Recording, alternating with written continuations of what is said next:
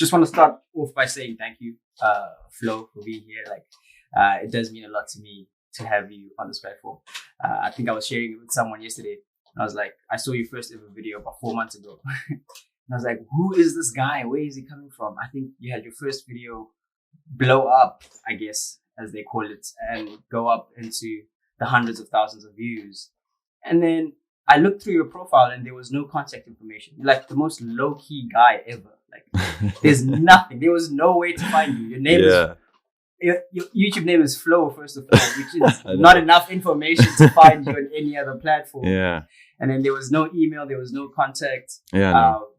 But I fell in love with your presentation, man. Like, I was just like, this guy is real and vulnerable, especially the vulnerable part. Like, it's very, what you get a lot these days with content creation is a lot of scripted, edited, kind of perfect presentation stuff. But you were out there pouring your heart out. And why did you choose to do that? Why did you choose to get so personal with the first video ever? Like what was going on?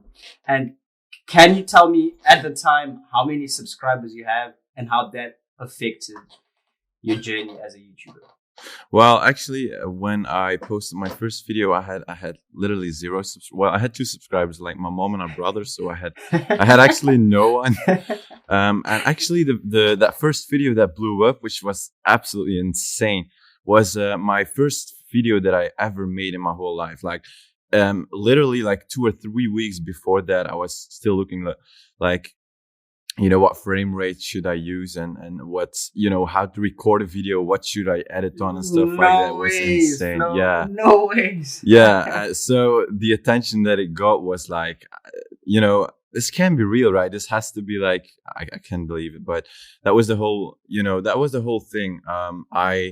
Maybe you know this, but I'm off Instagram. I told it in a couple of my videos. Yes, I've seen it. I saw it in some of your videos. Off Instagram, off Facebook as well. Yeah. But honestly, the longer I'm off Instagram, I'm getting this whole vibe that, especially on Instagram, that people only want to show like their perfect side of themselves. And I think that's something that I wanted to do like the complete opposite. And that's something that I want to do in every single one of my videos. I want to be as honest as possible. And I think that goes to show that honesty is so much more like relatable to a lot more people than only showing your best side and like hiding everything behind it. And I was like, you know, I'm just going to post this. If one person looks at it, whatever. But I just wanted to connect with more people who like, we're open to be real, to say it like that. We're like, because I have great friends and stuff like that, but honestly, I don't have a lot of people who I can connect with on like about deeper topics, to say it like that. I'm not a small talk guy. So I was like, because that's one great thing about YouTube. It automatically shows your videos to like-minded people. And I was like, let's see if this works, you know. And so I just boy, put did it on work. there. It's crazy. It's insane. I know.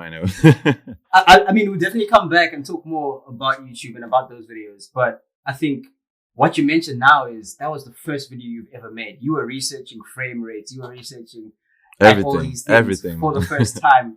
That's mind-blowing, because I was actually going to ask, what's your background? Like, what does Flo do that brought him here to making such quality videos? I have to say the fact that I've been into photography for like 5 or 6 years is definitely has something to do with it. So obviously video and photo has a lot of similarities, but it's still, you know, quite different. But I must say that definitely has something to do with it. But yeah, the whole making video process, that was zero from, No, that's actually quite impressive. Now that I know that piece of information, it makes it a lot more sweeter. And it's not like your videos are like over the top and like excessive in what you're doing. They're very clean, very simple edits, but they're very satisfying to watch and listen to. You know, the mix between sound and your voice, and the music's not too loud and your voice not too low as well. It's like, it's just so good. And I think I just want to come out and commend you for the work you're doing. And I think I was also sharing it with someone. I'm like, the stuff you're sharing, again, is very vulnerable. And for me, being someone who's of a similar age with you, I could definitely relate with almost 100% of the videos that you make. You know, the things that you're talking about is things that probably a lot of people our age are thinking about, but don't necessarily have a place to go to, don't necessarily have a place to connect with. So when I look at it, I'm like, you're doing work that's absolutely insane. Thanks, And man. I think I'm Thanks so much. grateful for technology at the same time, because Yeah. you're connecting with so many people all over the world remotely. Yeah, You know? 100%. Yeah, you connect with so many people all over the world remotely. And I think it kind of reminds me of the video that you did about, late night thoughts in a materialistic society.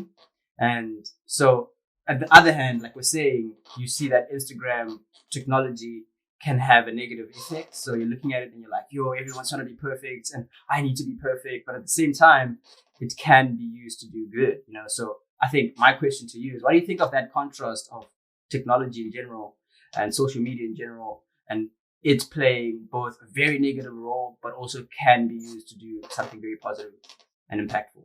So you're asking why you think that a lot of people try to be perfect on social media? Yeah. I think it's something to do with just human nature, you know, always trying to be above someone else, always trying to be.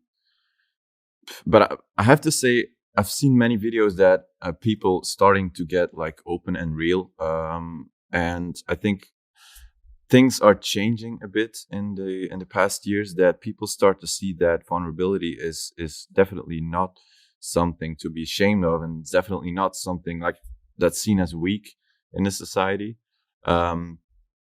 But you know, I've seen it in my photos as well. When I edited photos, it had to be like 100% perfect, and yeah. And actually, it's still within me. I'm not gonna lie about this. I don't rewatch my older videos. I'm such a perfectionist because I know for a fact that if I'm gonna rewatch those, I'm gonna see things that I want to change, and I just want to put them out there and be happy about them. So I can actually relate to that so much, because I tried this vlogging thing, right? And again, it's this peer pressure. It's like everybody's doing vlogs and people like it so much and people enjoy it so much. And then I tried it, and then I think I had the video on YouTube for like 2 months or so. But I went back and watched it. I was like, no, this isn't it. This is not what I wanted to be. And I ended up taking it down. But I think I realized that I don't have to get caught up in the hype. I don't have to do what's trending. I need to be, as a content creator, satisfied with my work and be in a place where I'm comfortable. Doing the vlog in itself didn't make me comfortable, but I think I approached it because I thought that's what people would like. But I think you're a perfect example of do what you enjoy and you're comfortable with, and you'll definitely find a crowd, because you had nothing, you had no subscribers, you'd never done this thing before, but it just sort of came to you because you were raw and genuine. But my question is, were you always like this growing up? Were you always vulnerable or it's something that you've learned and grown into as you've grown older? I was a lot, I don't want to say worse, but I was a lot worse, man. I had, these are topics that I still want to make videos about, but like things like social anxiety played a very big role in my life. And I'm speaking to you right now, which is already like a big thing for me, But the thing is about YouTube, you're talking to a camera. When I had to talk to the actual amount of people that would be actually looking, there would be absolutely no way that I would be posting these videos, man. I can imagine. Yeah.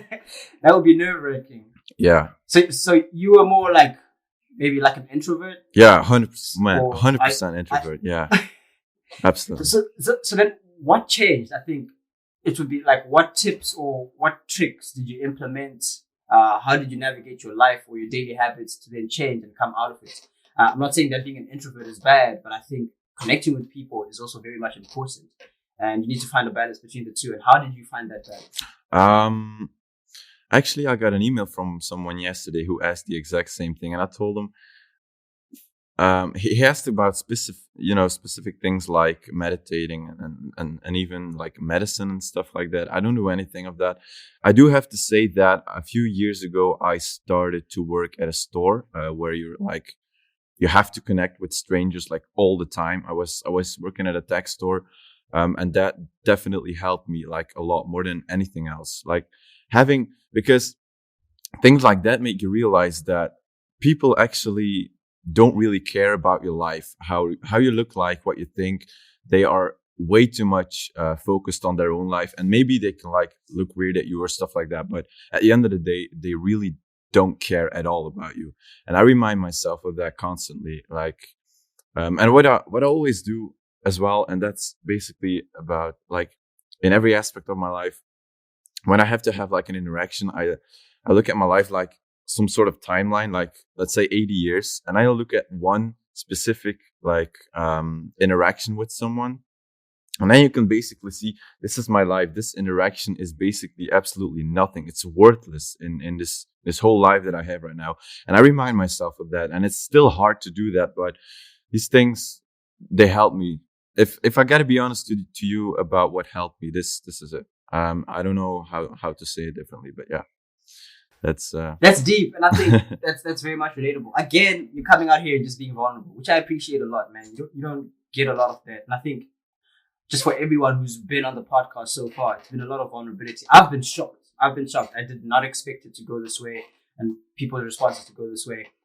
But it does make a difference. I think experience is the best teacher, and you talk about getting this job at this tech company, and then that helping you to become a person that connects with people more. It's because you put yourself out there. I think you can read as many books as you want, you can go to as many classes as you want and be coached enough, but if you don't put yourself in the heat of the moment, I do feel like there's not much that you can actually learn or grow in. But what I do have, yeah, I'm sorry. No, you can okay. Continue. What I do have to say, I've always been like, well, it's definitely a lot less now. But when I was younger, I was really like into tech, like into new technological things. Things just totally changed right now. But the thing is, when you start working at a tech store, and this was like, I think 5 years ago or something like that, the people who walk in, you already know that you have like similar interests. And that is such a big thing. If you know that, if I would like go out, and I have actually, I'm going to be honest, if I'm going out with like friends, I've never talked to a stranger that I don't know ever in my life. And that's when I, partying and stuff. Yeah, no, never. But that's something that is a big thing for me. When you already know you have similar interests, like I think a lot of introverts, and I've seen that on my videos, have the same interests, like not into small talk things, but like deeper things.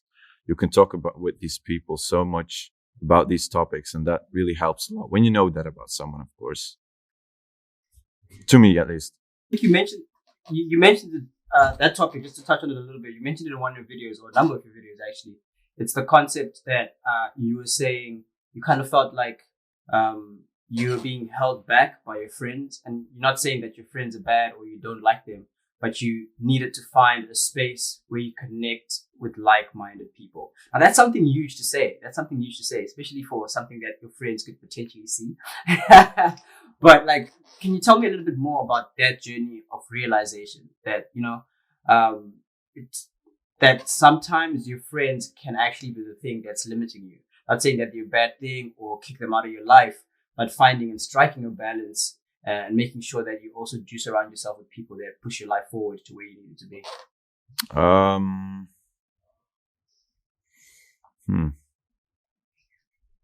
How did you realize that? How did you come to that conclusion? And how are you implementing it?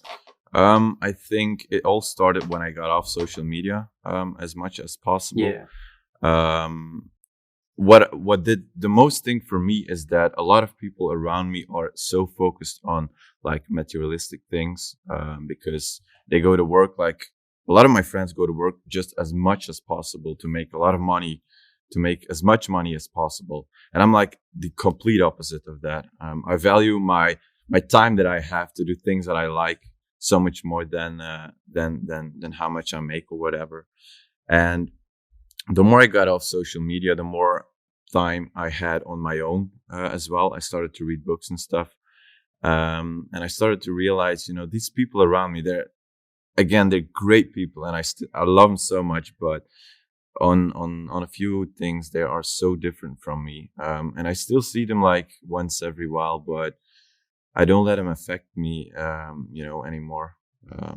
Yeah, I'm gonna give you an example. Like I told you yesterday, I was going on a poker night with some of my friends, and one of them started to mention that he was gonna, he was bragging about his new car and stuff like that, and I was like, these are topics that you don't have to talk to me about, man. Like, get your car, I don't care. It's rude to say, but I'm yeah. No, I definitely understand you, and it reminds me of a quote that I've seen and heard a couple of times: "Is you definitely do become who you hang around with Yeah, most." your environment is And such an yeah, influence. It's incredible. so like we say, we love and care for our friends. We're gonna be there for them through thick and thin when they need us. But if you don't want to be a guy who's talking about cars all the time, then I think it's best you don't always hang out with guys that talk about cars all the time, that talk about material things all the time, So that is something that's powerful. So that's something that makes sense. But I don't think anyone has ever come out and said it as straight as you did in your videos, man. And I think I applaud that. For me, it just goes to show that you're not making content to please people. I think your first audience is definitely yourself. You're almost preaching to yourself first and reassuring yourself, and then that kind of has a ripple effect, and then inspiring and preaching to others as well, which I love so much. But I do want to ask how all this is making you feel. I know we are globally in a very interesting time, and then how is that whole mix of emotion with the positive reactions you've been getting as a content creator now in the last 4 months making you feel? Like, how are you feeling as an individual? It's maybe weird to say, but I think many introverts can relate to this. I really don't mind sitting at home all day. I really don't. I actually enjoy it. I can relate because I'm an introvert as well. Like, oh, really? Yeah. I can definitely relate. Yeah. Yeah. That's something why I started the channel as well. And I think I said it in my last video that it gives you an opportunity to connect with like-minded people when connecting is already so hard in times like this. And I think that one video that I posted is like the perfect example of that. When I sometimes just go to the comment section and my mind is blown every single time how many people are like me, like us, basically. That comment section is my whole drive why I still do this, man. That's why what I hoped to get somehow in when I started posting, and that's what I got. So that's my whole drive, and that's making me want to make more and more and more videos, man. Yeah. And I was actually gonna ask that. It's what keeps you going? What keeps you motivated to wake up and do this thing every day? Because I think, like, I don't know how many people have picked up on it, but you do have a full-time job. You do work somewhere else. This YouTube thing is not what's currently paying your rent and putting not at all. Not at all. Yeah. But how do you keep motivated? How do you find a balance as well to make sure that everything in your life kind of gets the time that it deserves? And now you're adding the concept of content creation, which now, dare I say, people kind of rely on. They're waiting. When's Flo dropping his next video? I mean, this is 20,000. 20. Just let's think about that for a second, I know, 20,000 people, man. I went to a high school with 500, 600 students. Yeah, same. And then same. let's add 50 maybe staff members. So, I mean, dude, we're multiplying that by like 40, man. I know. I still, yeah. So my question is, how do you deal with balancing that out and making sure that you do show up for these people who kind of rely on your content? Like, how do I use my time? Like, how do time, exactly. Yeah. Well, I eliminated a lot of things that I used to do that literally like brought me nowhere. I was not a huge gamer, but I played games now and then. I don't do any of that anymore. I don't watch TV anymore. And some people may see this as like a step too far in like productivity and stuff. That's true. People will definitely see that as that. But when I look back at it, at the years that I was like pretty intensive in gaming, it literally brought me like nowhere. And I know that if I'm going to be like do this for like another 10 years, I'm gonna regret that I like wasted my 20s, you know. um so I eliminated a lot of those things, and basically all the time that I have left is, well, out of my job obviously, is going or researching like new topics that I'm interested about, like by watching others videos, but also going through the comment section of others people's videos. I think that's a huge thing because people are like brutally honest in comment sections, and I get a lot of Yo, attention. I yo. know. But I get a lot of inspiration from that as well, because then you see what's really going on in people's minds and in their head. And in certain topics I get from you know, certain comments actually only.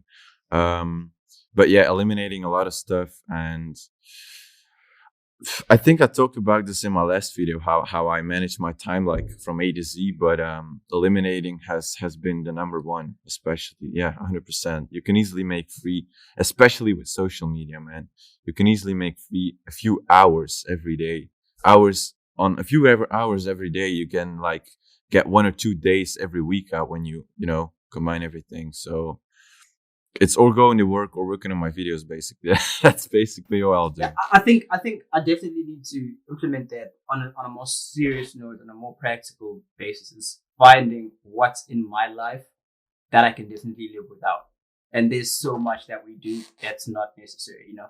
And sometimes that are actually almost bringing a negative effect in our lives, and we don't realize it's almost subconscious. And it's presented in the best way possible, and it feels right in the moment, but long term, you know, it doesn't benefit us in any way. Yeah, I So also thank you for sharing that. yeah, I also don't want to be the guy to tell you like eliminate literally everything and never have fun anymore, because I'm not like that Yeah, as well. But yeah, you know what I mean, right? yeah. I do know what you mean, and I understand, and I think that also raises another very interesting question. It's the concept of you becoming, dare I say, almost like an idol to people. You know, so the more you grow, the more. For me, it's a big fear, not just for myself, but for other content creators, where you grow so much and you become so big that whatever you say is like gospel to so many people, which is scary. You know, like and even the concept I was talking about, that people start relying on your content to live their lives. It's like, if I don't get content from Flow, if Flow doesn't say it, then it's not gonna happen. But if Flow says it, then it's gonna Yeah, I happen. get Do what you you mean. fear that? And do you fear that? And do you think there are ways that you, as a content creator, can avoid having people, you know, rely on you that much? Um, there's one thing that I do notice, that the more my audience grows, the more careful I am on some way with saying things, because you're automatically like impacting a lot more people. But at the same way, you know, on the same hand, that's something that I actually don't want, because then you're taking away some part of your like authenticity, I think it's how you call it. That's something I'm struggling a bit with, to be honest. um because also the more people you reach, the more hate comments you get, and I'm a sensitive guy. I'm gonna be honest, I'm sensitive to hate comments, man. They go to the heart. I can't do anything about it. But yeah, that's a big change right now, that I have to be careful for. Yeah. I was actually going to ask that. You keep speaking on things that I'm going to ask, and it's the fact that I think with every good thing, there's some bad thing. With every bad things, there's some good things. And with your first video, like we've already said, it's nearing 500,000 views. And for someone who's starting off on YouTube, that's insane. That's like, wow, that's like 3,000 comments in and out, you know, 16,000 likes. But then you look on the other end of the spectrum, there's about 169, 170 people who press the dislike button. First of all, I just don't understand why that's an option on any platform, to unlike something. But how do you deal with that? And like you said, the hate comments that come on your first ever video, just as a new guy on this platform, trying to be real, trying to be vulnerable, and then people come out and say things that aren't really kind. Well, I think you have. Well, I've definitely noticed you have two kinds of hate comments. You have the hate comments like criticize, well, not really hate comments, but like criticizing your work, but like giving also a reason why they think that. And I take that as an opportunity to work on. Then you have the hate comments, and I usually also, you know, reply on these comments. Then you have the hate comments that like I've had a few people that were just like on my first video, stop whining, stop crying, get a job, things like that. That's just like, wow, no way. but yeah, I don't care, man. I just that's like, that's your opinion, but you're with that comment, you're absolutely not, how do I say this, giving anything of advantage to the channel. You know what I mean? So I just delete them. But I think that's a big difference. You can get something out of a comment, and then you can have comments that like, I'm sure you had. Is it something? Pardon? Yeah, no, go ahead. Yeah, I was going to say, is it something that you had prepared for? Did you anticipate all this happening? Maybe, probably, I don't think as quickly as it did, but did you anticipate certain things like this happening, and how did you mentally prepare for it? Happening like the first video blowing up, or like the hate comments? Yeah, like the blowing up and the hate comments. Like, did you expect it to happen the way it happened? What were your expectations when you released that first video? You've got 2 subscribers, your mom and your brother, I think you said. What's your expectation when you dropped this video? Did you market it? Did you post it on your status? Did you show people, or you just left it? Well, I know the title is pretty straightforward and it's very honest. So I was like, probably some people are gonna click it. Maybe a few, maybe like 50 people or something. I would be happy, but like, this was totally out of my expectations. I think out of everyone's. But I'm going to be honest, I expected a lot more hate comments, actually. Like, when you look at the percentage, it's maybe, I don't know, one in 1,000 positive comments. No, 1 in 500 positive comments is like a hate comment. So I expected a lot more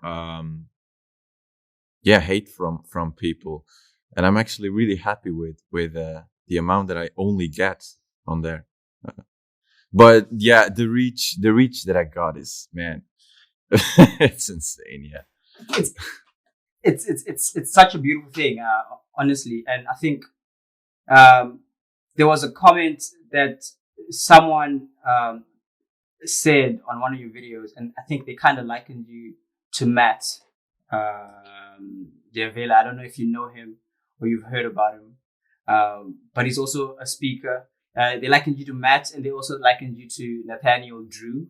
And they're like, I feel that kind of energy coming up with you. And I mean, to be likened to people like that in the creative community. To role models, and because that's what they are. Yeah, I mean, exactly. Yeah. These are people I listen to on the daily, Same. And then someone comes out and they're like, I definitely feel this kind of energy from you. How does that make you feel? Man. To, like, come on. I did not prepare for that at all. All, man. These guys were also part of the reason why I started doing this. And you're getting these kind of comments months after I didn't even know how to make a video, literally. That's great. That's so crazy, man. It's insane. But I think it's encouraging, man. I think it's something you need as someone who wants to do this thing. It's definitely something you need. It's that booster. Like you're saying, you live in the comments, man. You're looking through the comments and you're like, it's because of these people that I continue doing what I'm doing. But I've loved seeing you grow. Honestly, like I was saying, I was patiently waiting for you to put some form of contact on your YouTube, and you finally put your email. I was just like, yes, and I sent you an email. But I've definitely enjoyed seeing you grow, seeing you make more videos, and things like that. But what's your workflow like? How long does it take you to make a video? How do you decide what to speak about?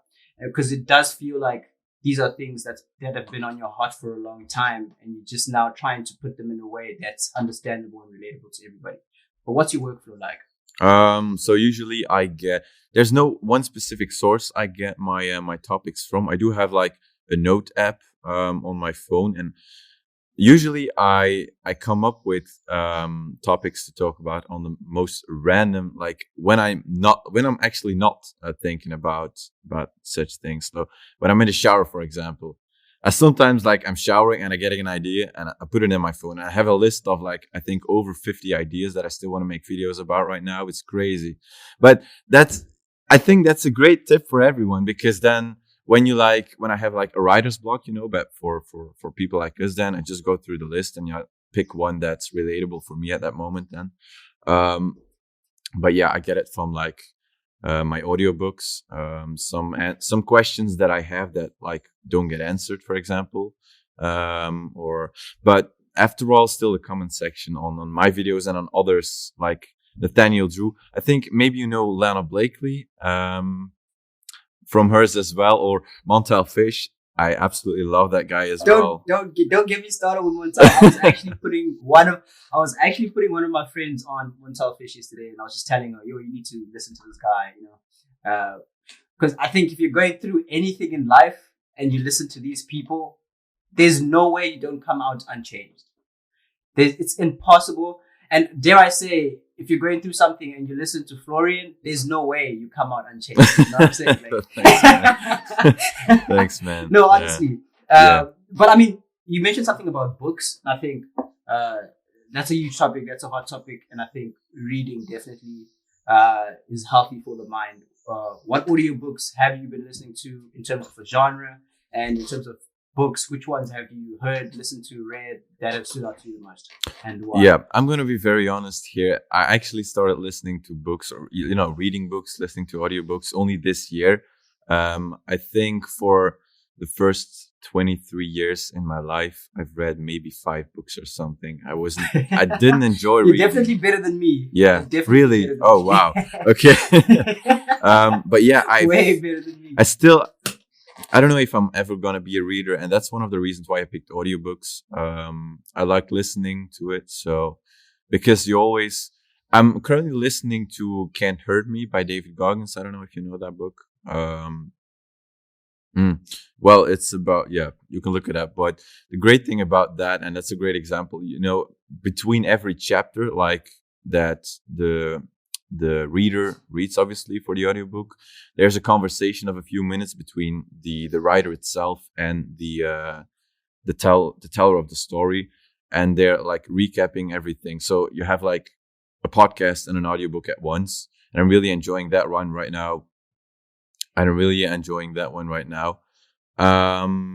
I think the one that had the most impact on me, and it's a book that has been mentioned a lot on YouTube, a lot of channels, is definitely Atomic Habits. You definitely heard of it. Yes, I've heard of it, 100%. Yeah, it's an amazing book. I'd recommend it to everyone. But yeah, that's the thing about audiobooks, and I said it in my last video. I listen to them at night, right before I go to sleep, like half an hour to an hour usually. And before that, I was constantly on my phone, and I was sleeping a lot worse. It has so much positive. How do I say? My English is really not that great. So much benefits. And it's something that I'm trying to do, and that I'm trying to do actually every single day now, and it's something to get used to. But I'm starting to like reading or listening, actually. So I think that's a great thing. And I think you mentioned it as well in one of the videos, and the question was, I think I was anticipating, sort of wondering, will you come back to social media? Will you reopen your Instagram? Will you reopen your Facebook? Or you finding yourself in a very comfortable space and realizing that you can function in the society without it? Yeah, I actually recently reopened my Facebook, but I want to keep it as private as possible, just for very close friends and family, and for the actually main reason that I am part of like a few Facebook groups that are very helpful. Like, I'm not a tech guy anymore. When I have a problem with my laptop, I just post it in one of the groups, and I found it really hard to not have access to those anymore, man. So that's actually the only reason why I'm back on Facebook. But yeah, I wanted to do 1 year without Instagram, and I'm probably gonna be back on it in February. I think it's gonna be next year. That's crazy, Florian, man. Yeah, but actually only for the That's reason insane. that so many people ask for it every day, man. It's crazy. That's what I'm thinking. Like, you're building this community, like I'm saying, where people want to be able to connect with you. People want to be able to ask you questions consistently. And how are you finding that? Like you're saying, yesterday you received an email, someone was asking you about something that you're not even particularly into or knowledgeable about, How many of those emails are you starting to get now, and how is it, doing admin and making sure you respond to them all? The emails are still like, I don't really get a lot of emails. I would say probably about 5 a day.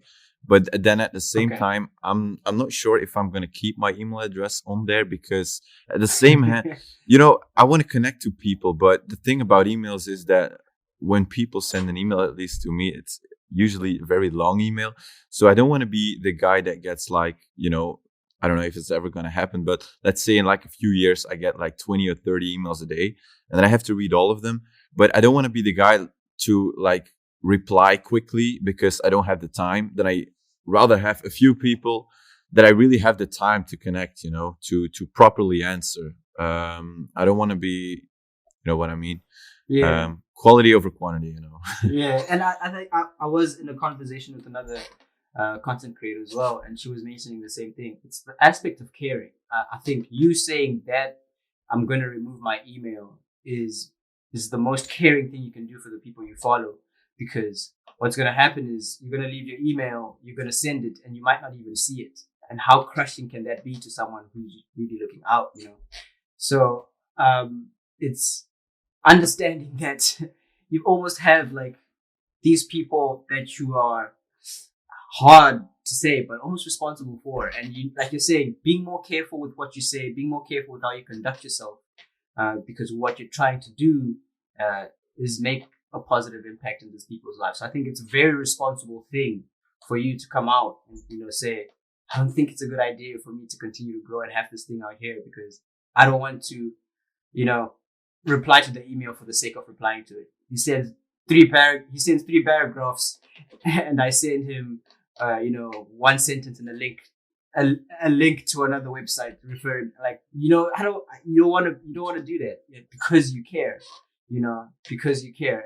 And I appreciate that about you so much. And about that now is, what's your dream, or what was your dream when you started off this YouTube channel? I don't know if you had any particular goals in terms of growth and how you wanted what community you wanted to build. Yeah, tell me about them. Tell me about your ambitions. I don't care how wild they were or they are. But they were pretty wild, man. I'm going to be honest. They were pretty wild. Yeah. And I don't think, not many people on my channel know this at all. I think only a handful. But actually, when COVID didn't happen, I never started a channel. And I was actually prepared to go to Australia and New Zealand for 2 years with my brother, buy a van and travel around, because I had 2 friends that moved there and did the exact same thing, and they live there right now. So I was going to do that, but then obviously COVID happened and I had to do something else. But I wanted to have a project to work on outside of my day job, and yeah. I decided just from a couple of factors that I was going to give YouTube a chance, because I was at that time watching a lot of YouTube. Where, I can imagine, like, everyone was watching. Yeah, Nathaniel Drew, the people that you mentioned. So I was like, I'm going to instead just give this a shot and see where it goes. So, but that were my. Yeah. Do you still have plans, dreams, maybe to go to Australia, buy a van still, if things in the world do change, or plans have changed? Yes, I do, but I'm not.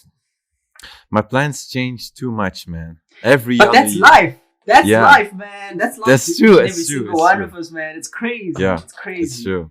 Plans do change. Yeah, my mom actually. My parents had a bed and breakfast for 16 years, and my mom this week she said, like, once, like in a couple of years, I want to go to Italy and have a small B&B right there as well. I want you to, obviously it's your choice to come with me or not, but I'm obviously going to Italy with her if that's going to be the case. Let's go. Yes, sir. Do something over there. But yeah, that's the plan right now. Maybe next year is going to be completely different. That's like you say, that's life, man. That is beautiful. I love the sound of that. But how do you want your YouTube to develop from now on? I think now we're sitting at about 19,000, nearing 20,000 subs. You're making videos consistently. You're planning things. You're doing things. and you've got a job, how do you want this thing to move forward in the next, 3-4 months, let's say? Well, 3-4 months, I don't know, but I think the ultimate like goal, it's not a goal that I like really work towards to, that I really want to achieve, but it would be really nice if one day I don't really want to make a lot of money with it, but it would be enough to just sustain myself with it. That would be that would be the end goal ultimately. That's all I want, man. And that's why I'm only posting once a week right now, but that's the max I can get out of it, because I can probably post a lot more than that, but then I'm not gonna be happy with what I post. So I think I get the max out of it. Quality. Yeah, that's the thing. I think I get the max amount of videos out of there that I can right now. That's all I can do. So I don't really have a lot of expectations. I didn't when I started the journey, but let's see where it goes. But yeah, sustaining myself financially with it would be the end goal, I think. Yeah. I love it so much, and I think that's every creator's dream. Honestly, it's not out of this world to hear you answer that way. And I was actually going to ask that: would you love one day, to be able to say you're quitting your tech job, you're quitting your 9 to 5, and you can wake up in the morning, have coffee, listen to an audio book, and get to sketching your next plan for your next video? That would be beautiful. I think that's the thing with life as well. If YouTube don't work out, I'm sure that it will be like a step up to something else that I couldn't be able, I wasn't be able to reach when YouTube didn't happen, Is it the same, is it the It's same this goal? conversation as well. Pardon? Is it the same goal? Yeah. Well, can you relate? Is Yeah, it the same? yeah. I can definitely relate, man. Like I'm currently in university and I'm studying a Bachelor of Commerce, and then I'm looking to probably study further and maybe acquire like an MBA. But that's not where my heart is. I think there's an understanding, especially from where I'm from, that this could work or this could not work, and that's the reality of it. It's not something that's um, content creation isn't really looked at as a job as yet. I mean, it's definitely developing, it's definitely changing. People are seeing the value in investing in other content creators, brand deals and things like that, allowing yourself to sustain yourself from it. But growing up and even now, I think it's still something that's not so much a reality. It's a big dream of mine to do this consistently on the daily without having to come out of it and worrying about the other thing, school or a job or work. That is my dream, man. Like, I love this thing so much, and Yeah. I've got dreams. Man, you told me yesterday how much work you put into. It's crazy, man. It's insane. I love it so much. Yeah, bro. Like how many? Like 5 podcasts in 2 days. That is insane, Yeah. man. But oh my god, that's the crazy thing, man. Like, cause I was sharing it with someone recently, and I was saying like this year's been really hectic school wise, because the schedule's been shifted a lot. So it's been feeling like I've been writing exams since we opened school. So I haven't really felt like I've gotten a break. And I think since about 2 months ago, that was the last time I'd done my last podcast recording.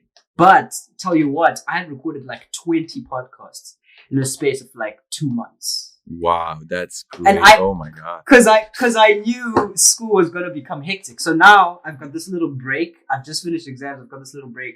I'm like, let's do it. And I'm sitting down with, 5 to 7 people in a space of like 2 days to make up for what I know is time that I won't be able to get in the future.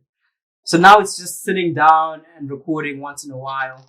But I think for me, it actually goes beyond just making content for the channel, but it's the connections.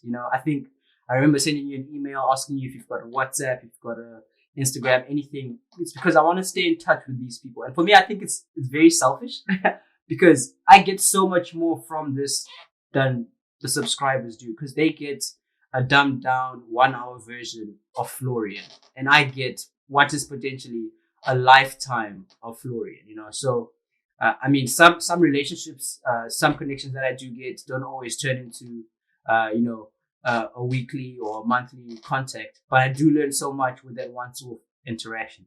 And the ones that do turn into like, long-term relationships and networks, it's something you can't put money on. It's something you can't put a price tag on. Even if YouTube started paying off and I sustain myself, that's nothing compared to the relationships that are built from this. And I think that's a huge reason why I started it. So it's definitely a dream of mine as well to, be able to sustain myself.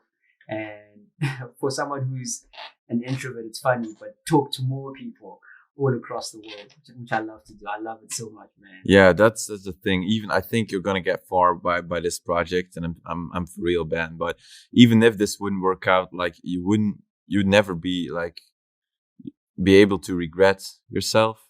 If I say like that, because you're putting everything in there right now that you can, man. I'm sure, but so that's a very big one as well. Yeah, I don't think, but by workout, I think if someone's listening, I don't mean not doing YouTube completely. By workout, I'm talking about it being able to sustain me. I do think I've got enough for me to do this thing, whether it pays me or not. Like right now, it's not paying, but I'm doing it. And I think I'm going to do this podcast for as long as I can, as long as I've got a camera. You should, man. You should. As long as I've got a camera and internet connection, I'm going to do it. But by workout, I mean, if it doesn't pay, if it doesn't sustain me, then that'll kind of suck. But I think I've been able to do it now in what I feel is like a hectic university schedule. I'm pretty sure I'll be able to do it if I've got a basic 8 to 5 job as well. So it's definitely here long term. I don't think it's going anywhere. Yeah. All right. I'm happy to hear that, man. Yeah. Thank you so much. Yeah, really. What has been your biggest lesson? It's hard because when I sit down and talk to a lot of people, it's usually like, oh, you've been into photography 3 years, or you've been taking photos 12 years. What's your biggest lesson? I'm kind of here like, your video's been up 4 months. What's your biggest lesson? I don't know if it's a long enough time for you to be able to extract certain lessons, but what has been your biggest lesson so far? Man, I've learned so much over these last couple of months. I think honesty is a very big one, that you really shouldn't be scared to be honest out there, because everyone has sides that they don't want to show to the world. Literally everyone. Also the people who seem to have a perfect life. No one has a perfect life. And realizing that is very important. Like we're basically all the same. We all have struggles, but we only want to show the world the best side of us. And I don't really think that we should hide that, because everyone will relate to what you say when you're honest, I think. Or like a lot of people at least. And to come back to the comment section, I think every day again I read comments from people that this whole comment section I come back to, because I don't feel alone. And yeah, we really aren't alone. As bad as the situation is that we're in, there are always others that are going through the same thing or even worse. And that's a life lesson that I remind myself a lot. Like when I'm in a really like shitty situation, there will always be people who have it worse, and that lifts a lot. So like that. Yeah, I learned. I like that. Yeah, I like that so much, and I think it ties back, that comment section and your points on honesty ties back, kind of links, because the only way for you to realize that you're not alone is for someone else to be honest and open up. And if people don't open up, you're never going to know what they're going through, and you're never going to be able to relate, which is so profound. It's like mind blowing to think that the only way for you to actually help and be there for someone or to connect with someone is to be honest, no matter how intimidating it may be. But it's not an easy thing, like you said. It's definitely something that takes courage, because we're doing it on a platform where anyone can say anything in response. Like you're saying, you shared, you were open, and some people came in hard. But at the same time, some people were like, no. This is exactly what I'm looking for. This is it. This is an answered prayer, So I think I love that aspect of being honest, of being genuine, of being raw. And I think I can definitely, and so many other people can definitely learn a lot from that as well. But being in the space now and experiencing all that you're experiencing, what are you most grateful for, and what do you find the most joy in? It could be one thing, it could be many things. I find a lot of joy that I have I don't want to say build an audience, because it seems like still so unreal, but like build an audience where there are so many people in that audience that can relate to whatever I'm gonna say, and that's how it feels, like having the freedom to talk about anything, and still that, especially deeper topics, still that people are gonna be able to relate to that and like interact to that. I'm really grateful for that, and I think that's why YouTube, the whole algorithm is like a blessing, man. It really is. It is. It really is. Yeah. And I love that about it as well. I think for me, I find a lot of joy in that aspect as well. And what for you would you like to do more? I know now you're making videos, you're trying to be consistent, posting once a week, keeping it simple, keeping it easy. But is there anything bigger or anything more you would love to add to your schedule or to your creative CV, I guess? Probably a very cliche one, but I would like to travel a lot more again. I used to go on road trips like a few times a year, and then in between, like once, like right now I'm going to the other side of Belgium where like a lot of forests and mountains and stuff like that, like once every probably 2 or 3 months.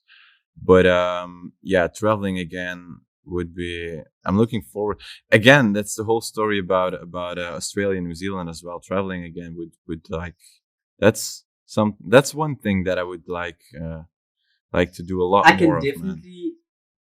I can definitely connect with you on that aspect of traveling. I would love to travel. I've just never been afforded. I've just never been afforded an opportunity to really do it as much as I would, because I mean, traveling is not cheap. No, that's the thing. Yeah, I would love to travel, man. And for you, is it something you want to do and document and make videos on, or just have your camera there and filming it? Is it like that, or? It's not like something that I really want to be doing ultimately, but it would be nice also because the topics that I talk about are not like location, like stuck to a location, to say it like that. I can do it like virtually anywhere. And I think Nathaniel Drew again is a great example of that. He lives like, I don't know if you've seen his video about slow traveling. No, I haven't watched that one. No, well, he talks about the fact that he travels across the world, but like on a really slow pace. Sorry, so he's in a place for 6 months to like really live there and like breathe in the culture and things like that. Then he moves on to another place. That's something I hate to be. I hate to be the guy that like wants to copy other people, because that's like the last thing. Really, that's the last thing that I want to do. But I find so much myself in Nathaniel that I can relate to, and that's something that he is so good at, and yeah, that I want to do as well. Maybe one day, I don't know, but that's a dream. I love that. But I do think that there's a huge difference between copying someone and then being someone else. So I think there's definitely aspects about individuals that we can learn from and implement in our lives that are good, that aren't necessarily bad. But when you start to be wanting to become that person in every single way, I think there's a thin line, but I think there is a difference, So, and I think he's sharing that, and you guys share what you guys share in the hopes that someone can relate and maybe find peace and joy through that as well. So I don't think it's necessarily an aspect of like, I don't want to, copy him or whatever, but just be careful not to become that person. Be yourself in how you do it and how you implement it. Put your own twist to it. But I love that. And I can definitely relate with you. Like for me, I think if it doesn't pay, it better make me travel. Like this YouTube thing better make me travel, man. Now I would love to be in Belgium and sitting there with you, and then recording this face. You have to come, man. You have to come one day. Yeah, I'd love to go to Spain. I'd love to go to all these places I've have people I've spoken to, Australia, Hawaii, and speak to these people in person, but also experience the culture, and I'm definitely looking forward to be able to do that as a content creator. But if you could go back and speak to yourself when you started this thing, when you started creativity, and give yourself advice and things that you know now, what would you tell yourself? How would you encourage yourself? Or what would you tell yourself to look out for? To really be aware of the impact that your environment has of you, because it's affecting us so much more than we think. And I only started realizing this by retracting myself from a lot of my environmental factors. But when you're really on your own, you really have no impulses that can like affect the way you think. And that's when you start to be like your real you. And every day I have moments that I distract myself from my family even completely to like rethink things and stuff like that. And I think that is something that not many people do enough. I don't even think that this has something to do with like being an introvert or not, but it brings you back to who you really are. And I probably will be doing this for the rest of my life, because we love to hear I know, that. Yes, sir. yeah, I know when I'll be back on Instagram, it's for the only reason to like DM people directly and easily, but I will probably not be posting a lot on there anymore, because I know that when I'm going to start scrolling, I'm going to start comparing, and that will pull me away from the person that you like really are at the end of the day. It's all about authenticity, and people really appreciate that. I think. I mean, it's definitely going to take a lot of discipline as well.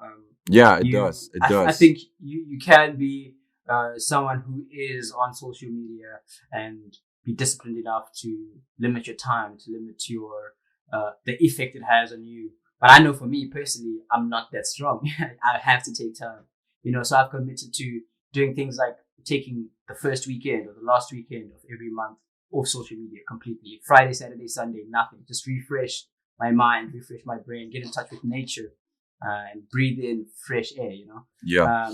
I'm actually want to share something that a while ago, I think a few weeks ago, I installed a plugin, and it's a Google Chrome plugin, but it basically lets you use everything of a social media platform, like watch videos from people you're subscribed to, or like DM people, or like message people that you have in your friend list.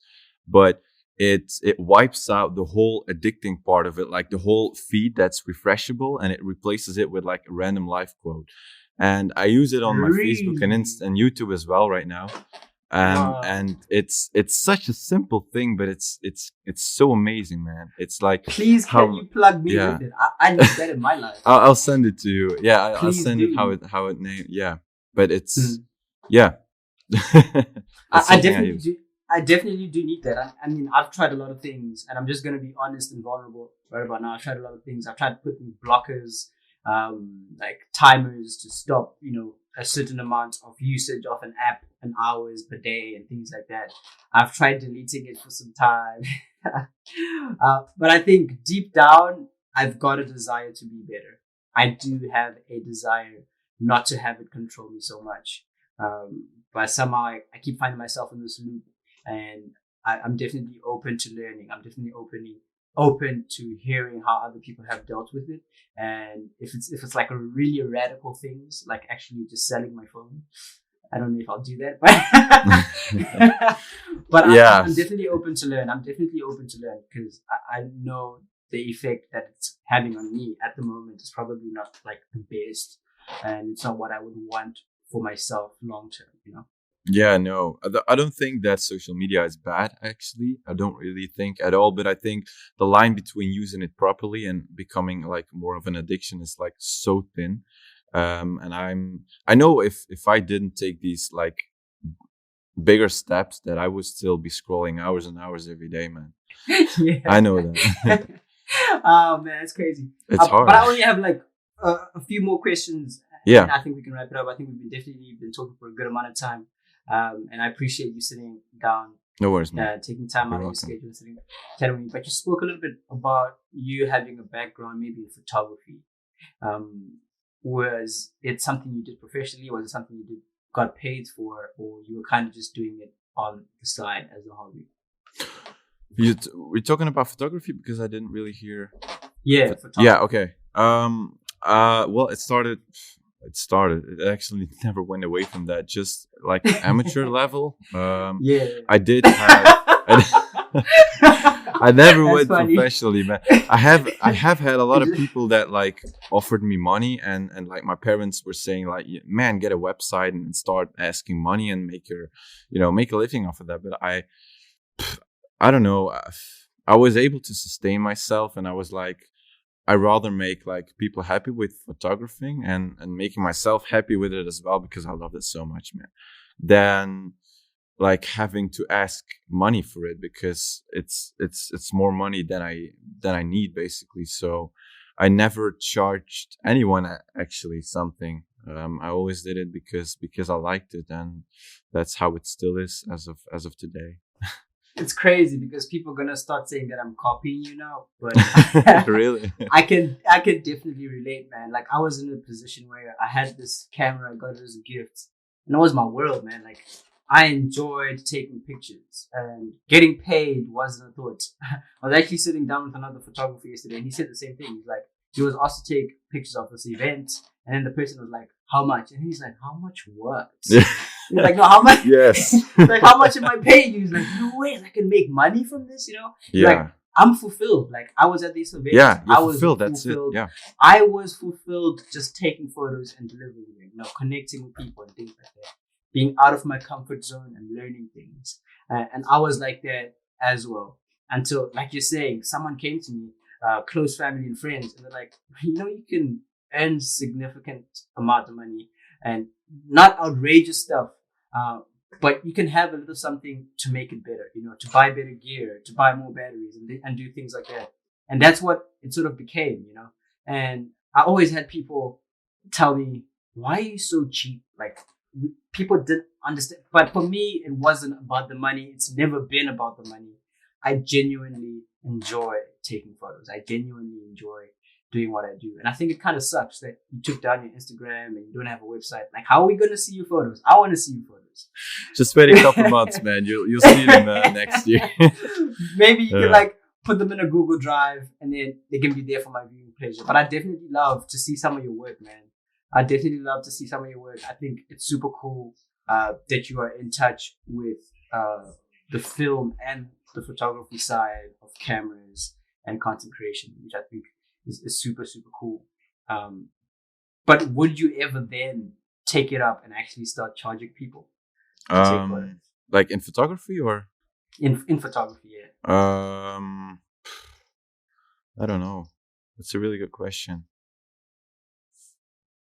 I don't think I would, because since I'm starting to make videos, the photography is also going down a little bit, finding a balance. But so I think it's always going to be just a hobby and a hobby that I'm doing for friends and for, people of, friends of friends and family and things like that. Just people who ask me, and I'll gladly do it because I enjoy it too much, like you say, to ask money. Yeah, just like you said, it's so good. I'm fulfilled and I don't need extra money for it. Yeah. And what's your go-to camera? What's your go-to lens? And why? I currently use a Sony A6400. I had an A6000 before that, which was like, I think $300 or something like that, but it's a crazy good camera for the money. So I stepped up a bit for that. So the Sony A6400, and then lenses. I have 4 lenses, but 2 I use for my videos, which are 16mm Sigma 1.4 and then a 30mm Sigma 1.4. And then I also crisp aperture there. Yo.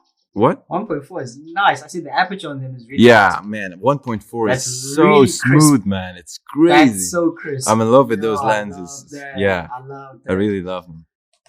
And then the other 2 lenses? The other 2 lenses are an 85mm 1.8. That's purely for portraits. And then I also have another one that I don't really use that much anymore, but actually I really love. It's an astrophotography lens, so purely for landscapes and stars and things like that. That's a 12mm f2. Yeah, but I don't really use This is hype. now that I've got context, I can't wait for your Instagram page to come back. Like honestly, I genuinely can't wait to see the kind of. I'll send you a few in Google Drive. Oh, I can't wait. I definitely cannot wait. But it's been an absolute pleasure, man. Like same for me. Yeah. It's been great, and it's actually gone beyond what I expected. Kind of seeing someone on YouTube and like anticipating the hype and like, oh man, he's got 20,000 followers. Oh yeah. But that's always the case for me, man. Like I get so humbled when people agree to come onto the show, because these are not just people that make content that intrigues me, but these are people that I'm interested in genuinely. And then I sit down with them, and they are the most normal people ever. Yeah. I've sat down with someone who's like got 500,000 followers. Yes, that was what I'm gonna say. The Norwegian guy or something like that. Yeah, he's so down to earth. He's just like a normal guy, plays PlayStation like everybody else. He's got a dog, he's got a house, and he's so calm and so genuine. And I think that for me is such a humbling experience. And for me, it just encourages me more to continue doing what I'm doing. So I'm so grateful for you being here. I'm so grateful. 100%, my pleasure, man. 100%. And like I said earlier, I hope it does grow and continue to be a friendship that goes beyond the camera as well. And hopefully I can be in Belgium or Italy or Australia or wherever it is you're gonna be. Man, we can meet up. If you come to Belgium, you have to call me up. You have to, man. For sure. All right. There's no way I won't. Okay. There's no way I won't. I just want to say thank you. Thank you, I appreciate man. it a lot, and I wish you all the best. Thank you. You as well.